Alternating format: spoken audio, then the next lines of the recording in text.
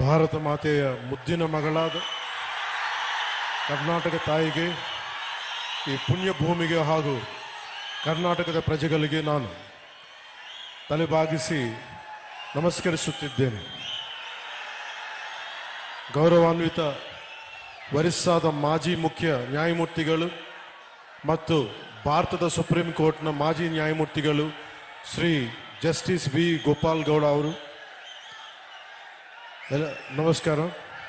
ಗೌರವಾನ್ವಿತ ಕೇಂದ್ರ ರಾಜ್ಯ ಸಚಿವರು, ರೈಲ್ವೆ ಸಚಿವಾಲಯ ಮತ್ತು ಜಲಶಕ್ತಿ ಸಚಿವಾಲಯ ಹಾಗೂ ಸಂಸದರು, ತುಮಕೂರು ಲೋಕಸಭಾ ಕ್ಷೇತ್ರ ಶ್ರೀ ವಿ ಸೋಮಣ್ಣ ಅವರು, ಗೌರವಾನ್ವಿತ ಸಂಸದರು ಕೋಲಾರ ಕ್ಷೇತ್ರ ಶ್ರೀ ಎಂ ಮಲ್ಲೇಶ್ ಬಾಬು ಅವರು, ಗೌರವಾನ್ವಿತ ಮಾಜಿ ಉಪಸಭಾಪತಿ ಕರ್ನಾಟಕ ವಿಧಾನಸಭೆ ಮತ್ತು ಮಾಜಿ ಶಾಸಕರು ಚಿಂತಾಮಣಿ ಕ್ಷೇತ್ರ ಶ್ರೀ ಎಂ ಕೃಷ್ಣಾರೆಡ್ಡಿ ಅವರು,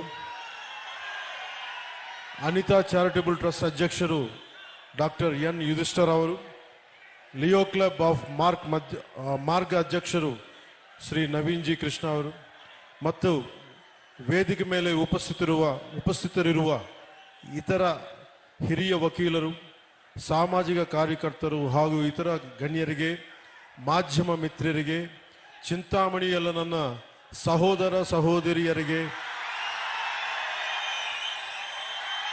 ಸಾರ್ವಜನಿಕರಿಗೆ, ನೇರ ಪ್ರಸಾರವನ್ನು ವೀಕ್ಷಿಸುತ್ತಿರುವ ಜನರಿಗೆ ನನ್ನ ಹೃದಯಪೂರ್ವಕ నమస్కారాలు. ఇక్కడికి వచ్చిన మా అభిమానులకి, జన సైనికులకి, ఆడపడుచులకి నా హృదయపూర్వక నమస్కారం.